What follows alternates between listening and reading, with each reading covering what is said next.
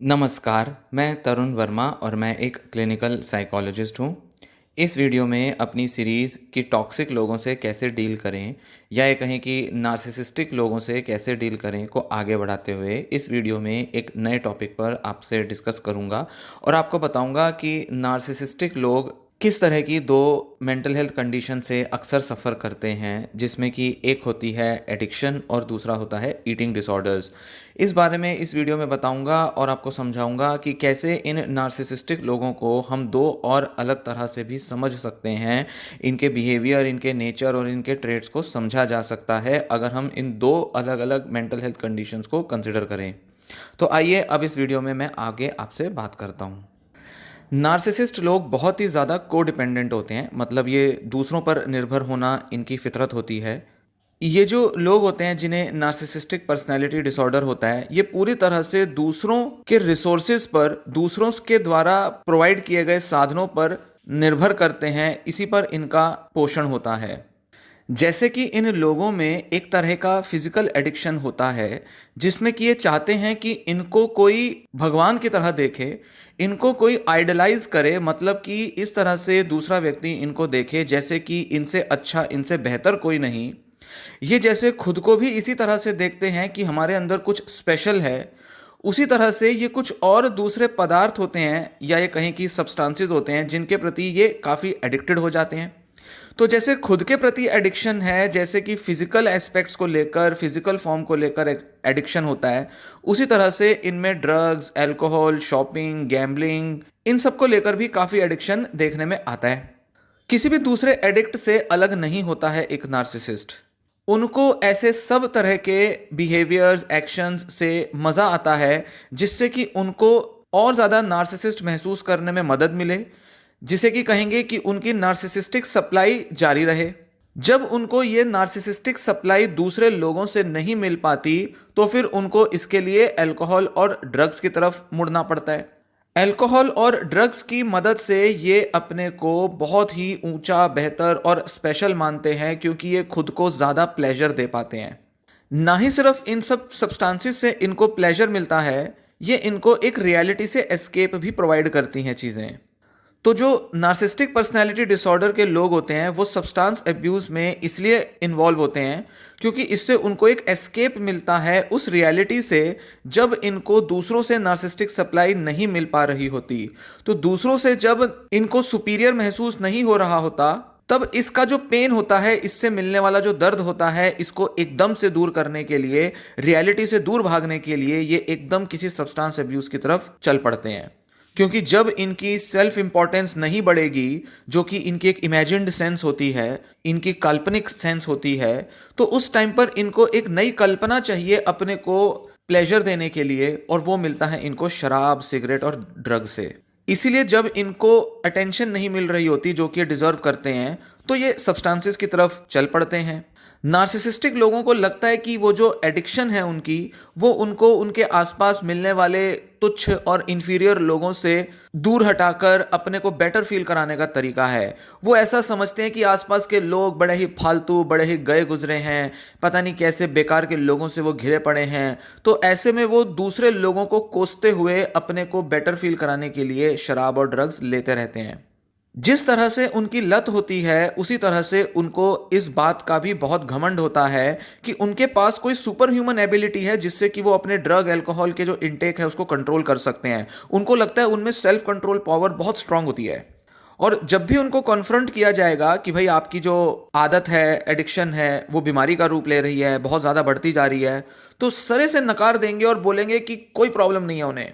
In fact जो लोग addict होते हैं और एनपीडी जिनको नहीं होता, मतलब नार्सिसिस्टिक पर्सनालिटी डिसऑर्डर नहीं होता, वो लोग तो फिर भी स्वीकार लेते हैं कई बार कि हाँ उनको एडिक्शन की बीमारी है।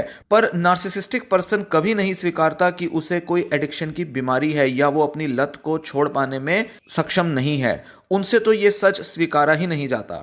अपनी दुनिया में वो तो ऐसा मान के चलते हैं कि उनका उनकी एडिक्शन पर पूरा कंट्रोल है और जब चाहेंगे वो बस इसे लेना छोड़ देंगे। इनफैक्ट वो तो यही मानते हैं कि उनको जो दुख मिला है, जिसकी वजह से वो शराब पी रहे हैं, ड्रग्स ले रहे हैं, वो तो दूसरे के कारण मिला है। दूसरा अपने को बदल देगा, दूसरा उनके हिसाब से चलने लगेगा, तो उन्हें ये ड्रग्स और एल्कोहल की तो जरूरत ही नहीं पड़ेगी। तो उनका ड्रग एल्कोहल भी पूरी तरह से इस बात पर केंद्रित होता है कि दूसरे ने उनकी बात क्यों नहीं मानी, दूसरा उनके हिसाब से क्यों नहीं चला।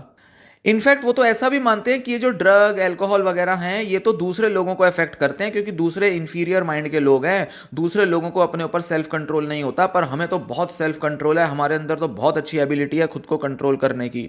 इसलिए इनको तो ऐसा लगता ही नहीं कि किसी तरह से इनमें कोई कमी है। ये एडिक्शन को तो मानते ही नहीं कि इससे उनका दिमाग जो है वो एडिक्ट हो सकता है। वो समझते हैं कि उनके ब्रेन के केमिकल्स, उनके बॉडी की इम्यूनिटी इतनी स्ट्रांग है कि वो किसी भी तरह की एडिक्शन को ओवरकम कर सकते हैं। कुछ इन कारणों की वजह से नार्सिसिस्टिक लोग जो होते हैं वो ड्रग एल्कोहल के प्रति एडिक्टेड हो सकते हैं।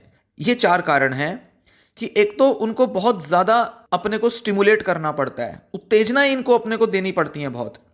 दूसरा कि एल्कोहल और ड्रग एडिक्शन जो होता है वो एक बहुत ही इंडल्जिंग एक्ट होता है, सेल्फिश एक्ट होता है। उस टाइम जब व्यक्ति कोई एल्कोहल ड्रग ले रहा होता है वो पूरी तरह से खुद के अंदर इन्वॉल्व हो जाता है, खुद के अंदर ही मशगूल हो जाता है, उसको अपने अलावा कुछ दिखता ही नहीं है, इतना ज़्यादा इंडल्ज हो जाता है कि उसके अंदर एक बहुत मज़ा आने लगता है उसको। इसी के साथ तीसरा रीज़न आता है कि उनको अपने को बहुत कंप्लीट फील होता है, उनको लगता है कि हाँ, ड्रग एल्कोहल से उनको वो सब मिल गया जो वो चाहते थे, उनकी असली डिज़ायर पूरी हो गई, जो उनको दुनिया से नहीं मिल रहा था, जो आसपास के लोगों से नहीं मिल रहा था, जो उनके जो भी एफर्ट्स थे, काम धंधे थे, उससे नहीं मिल रहा था। आहा हा हा, वो तो हमें ड्रग और एल्कोहल से मिल जाता है, तो वो अपने को बहुत कंप्लीट महसूस करते हैं, अलग ही दुनिया में चले जाते हैं वो। इसी के साथ उनको वेलबींग की फीलिंग आती है, उनको लगता है कि ड्रग और अल्कोहल से तो हमारा माइंड फ्रेश हो जाता है, हमारा बॉडी माइंड हमारे सोच बिल्कुल फ्रेश हो जाती है, तरोताज़ा हो जाती है, हमारा दिमाग खुल जाता है, हमें सोचने की ताकत आ जाती है, दिमाग में क्लैरिटी आ जाती है, नए नए आइडियाज़ आ जाते हैं और उनको ऐसा लगता है कि हमारे पास कोई पावर आ गई है, हम ज़्यादा अपने कंट्रोल में हैं, ज़्यादा स्ट्रांग फील कर रहे हैं, ज़्यादा अब चीज़ों को बेहतर ढंग से देख पा रहे हैं, दुनिया की आसपास के लोगों की रियलिटी को, उनके झूठ को अच्छे से देख पा रहे हैं। उनको तो ऐसा लगता है कि ड्रग और अल्कोहल तो उनको ज़्यादा ताकत देता है रियलिटी के ऊपर, और जबकि होता बिल्कुल इसका उल्टा है, वो एक्चुअल में रियलिटी से बिल्कुल एस्केप कर चुके होते हैं। नार्सिसिस्टिक, एल्कोहलिक और ड्रग एडिक्ट, इन सब में एक ही तरह की इमोशनल हेल्थ, इमोशनल स्टेट होती है। इन तीनों तरह के लोगों में, या ये कहें कि एडिक्ट्स और नार्सिसिस्ट, इन दोनों तरह के लोगों में ऐसी इच्छाएं, ऐसी ज़रूरतें होती हैं जिसको पूरा कर पाना करीब करीब असंभव होता है। और ये दोनों तरह के लोग रियलिटी से इतने कट चुके होते हैं और इतने ग्रैंडियोसिटी में उलझ चुके होते हैं, या ये कहें कि इतने ग्रैंडियोस, इतने सेल्फ कंज्यूम्ड, इतने सुपीरियर सेंस में चले जाते हैं कि ये जो गैप होता है ये इन दोनों तरह के लोगों में बहुत बढ़ जाता है। मतलब खुद को दुनिया से अलग मानना और रियलिटी से कट जाना, वास्तविकता से जो गैप होता है वो इनमें बहुत ज़्यादा होता है। पर यहाँ थोड़ा फ़र्क भी है, क्योंकि नार्सिसिस्ट के लिए ये जो गैप होता है ये उनके एक झूठे मुखौटे और कष्ट देने वाली रियलिटी के बीच का जो गैप होता है ये वो होता है, और ये बहुत ही बड़ा होता है। क्योंकि जो एडिक्ट होते हैं उनको तो फिर भी अपने ऊपर बहुत घमंड नहीं होता, बहुत ज़्यादा अपने को सुपीरियर नहीं मानते, सिर्फ अल्कोहल और ड्रग के नशे में ही वो थोड़े ग्रैंडियोस हो जाते हैं।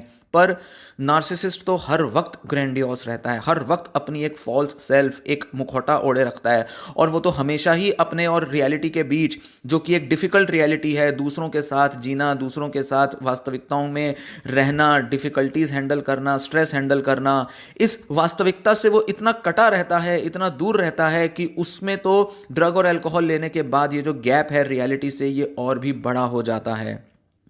एनपीडी वाले जो लोग होते हैं उनके लिए ड्रग और अल्कोहल अब्यूज़ तो एक तरह का सेल्फ मेडिकेशन होता है, खुद की दवा कर रहे होते हैं। खुद को बेहतर महसूस कराने के लिए उन्हें लगता है कि ये तो अपना इलाज कर रहे हैं, और वो सच में इसको इलाज की तरह ही देखते हैं। इसी तरह से वो ये जो रियलिटी और अपने झूठ के बीच का जो गैप है और उससे आने वाला जो दर्द, जो पेन है, उसको हील करते हैं, और उन्हें लगता है कि इस दर्द को हैंडल करने का तो एक ही तरीका है कि बस पीते रहो और नशा फूंकते रहो। जब एक नार्सिसिस्ट एडिक्ट बन जाता है, करीब करीब नामुमकिन हो जाता है उसको हील कर पाना, उसका इलाज कर पाना। इनफैक्ट एक एडिक्ट में तो फिर भी हम नशे को हील कर दें, क्योर कर दें, उसका रिहेबिलिटेशन कर दें, उसको दवा दे दें, फिर भी हम एडिक्शन को दूर कर सकते हैं। पर एक नार्सिसिस्ट का एडिक्शन इतना ज़्यादा उसकी पर्सनैलिटी का पार्ट बन जाता है कि बिना एनपीडी को ठीक किए उसका एडिक्शन ठीक कर पाना करीब करीब नामुमकिन होता है, बिल्कुल मुश्किल होता है वो। इसलिए अक्सर इन लोगों का एडिक्शन ठीक हो ही नहीं पाता है।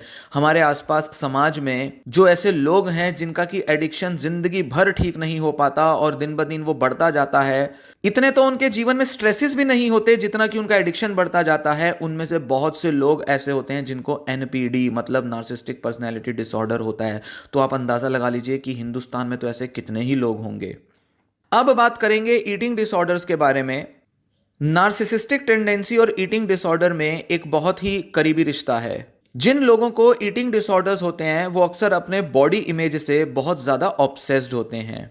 सबसे कॉमन टाइप के जो ईटिंग डिसऑर्डर्स होते हैं वो होते हैं एनोरेक्सिया नर्वोसा, जिसके अंदर एक पर्सन अपने को पूरी तरह से भूखा कर देता है। फिर आता है बुलिमिया नर्वोसा, जिसके अंदर बहुत ज़्यादा खाता है और फिर बहुत ज़्यादा उल्टी करता है, बाहर निकाल देता है सारा खाना। फिर आता है पर्जिंग, जिसके अंदर थोड़ा थोड़ा खाना खाता है और फिर उसको उल्टी से बाहर निकाल देता है। तो बिंज ईटिंग होना, बहुत ज़्यादा खाना, फिर उल्टियां कर देना, ये सारे जो होते हैं ये कंपल्सिव बिहेवियर्स होते हैं, ऑब्सेसिव बिहेवियर्स होते हैं और साथ ही इनको इंपल्सिव बिहेवियर की कैटेगरी में भी रखा जाता है। इंपल्सिव का मतलब है कि बिना सोचे समझे कर देना और फिर बाद में उसका कॉन्सिक्वेंस भुगतना।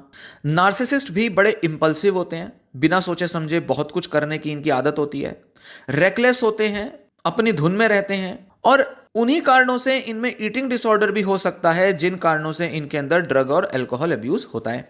इनको बस अपने जीवन के किसी हिस्से में बहुत पावर चाहिए होती है, बहुत इन्फ्लुएंस चाहिए होती है, किसी तरह से अपने को बस स्ट्रांग और बेटर फील कराने का इनको कोई जरिया चाहिए होता है। तो ऐसे में या तो ड्रग अल्कोहल हो सकता है या कोई दूसरे लोग हो सकते हैं या फिर खाना, डाइट, वेट, अपनी बॉडी इमेज, किसी ना किसी तरह से इनको बस स्ट्रांग फील करना है, अपनी बॉडी इमेज को इतना बेस्ट रखना है कि बस किसी तरह से भी उस पर कोई आंच ना आने पाए।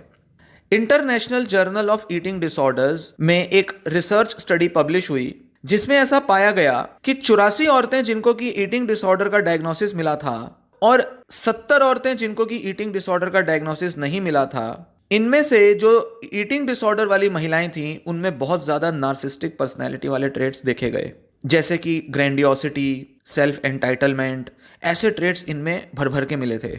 इसीलिए कई बार जिन लोगों को ईटिंग डिसऑर्डर का डायग्नोसिस मिलता है उनके हिस्ट्री में जाने पर, उनकी लाइफ को एनालाइज करने पर, उनके बिहेवियर्स को देखने पर पता चलता है कि उनमें फुल ब्लोन एनपीडी मौजूद है। और कई बार ये लोग डॉक्टरों को सिर्फ इसीलिए कंसल्ट करते हैं क्योंकि या तो इनको कोई एडिक्टिव डिसऑर्डर होता है या फिर ईटिंग डिसऑर्डर होता है। इनफैक्ट जो यंग लोग होते हैं जैसे कि 18, 20, 24 साल के, जिनमें कि नार्सिसिस्टिक पर्सनैलिटी डिसऑर्डर डेवलप हो रहा होता है, अभी करीब करीब उनमें ये डिसऑर्डर मजबूत बन ही रहा है, ऐसे में वो अक्सर डॉक्टरों को ईटिंग डिसऑर्डर या एडिक्शन के डिसऑर्डर्स के लिए ही कंसल्ट करते हैं और वो भी उनके फैमिली मेंबर्स वाले ही अक्सर उनको खींच खींच के लाते हैं थेरेपी में या इलाज के लिए। अपनी मर्जी से तो वो कभी आते ही नहीं हैं। इसलिए जब कोई ईटिंग डिसऑर्डर का पेशेंट डॉक्टर के पास आता है तो डॉक्टर कहीं ना कहीं ये अंदाज़ा ज़रूर लगाता है कि इसके अंदर नार्सिसिस्टिक पर्सनैलिटी के ट्रेट्स हो सकते हैं और वो नार्सिसिस्टिक बिहेवियर्स या पर्सनैलिटी को भी डायग्नोज ज़रूर करते हैं।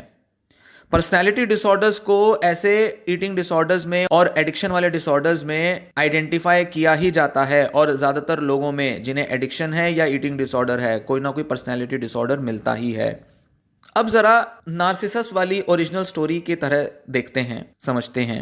नार्सिसस को एक ऐसे चेहरे, एक ऐसे इमेज से प्यार हो गया जिसको कि वो कभी हासिल नहीं कर सकता था, मतलब खुद की इमेज से। यही ईटिंग डिसऑर्डर के व्यक्ति के साथ भी होता है। वो एक ऐसी सेल्फ इमेज के साथ ऑब्सेस्ड हो जाते हैं जिसे वो कभी हासिल नहीं कर सकते, मतलब एक ऐसा वजन, एक ऐसा शरीर, एक ऐसे लुक्स, किसी ना किसी तरह से उसे बदलने की चाह में लगे रहते हैं, किसी ना किसी तरह से अपने वजन को, अपने खान पान को ऐसे कंट्रोल करने की उम्मीद में लगे रहते हैं, कुछ ऐसा बनाने की खुद को कोशिश करते रहते हैं जिसे कि पूरी तरह से अटेन करना करीब करीब नामुमकिन है, इनफैक्ट इम्पॉसिबल ही कहा जाएगा उसे, क्योंकि आज तक कोई भी पर्सन जिसे ईटिंग डिसऑर्डर रहा है उसने कभी वो बॉडी इमेज, वैसा शरीर, वैसा लुक्स कभी अटेन नहीं किया जिसकी वो कल्पना करते हैं, जिसकी वो इमेजिनेशन करते हैं। इसीलिए इनको डिसऑर्डर कहा जाता है और इसीलिए इन लोगों की जो लाइफ है वो बहुत ज़्यादा डिस्ट्रेस से भर जाती है। तो इस वीडियो में ये जो जानकारी दी अगर आपको पसंद आई हो, वीडियो को लाइक करें। इस वीडियो को मैं यहीं समाप्त करता हूँ। इस सीरीज़ के साथ आगे बने रहें, और भी वीडियोस यहाँ आती रहेंगी। ये वीडियो यहीं समाप्त होता है। Thanks for listening.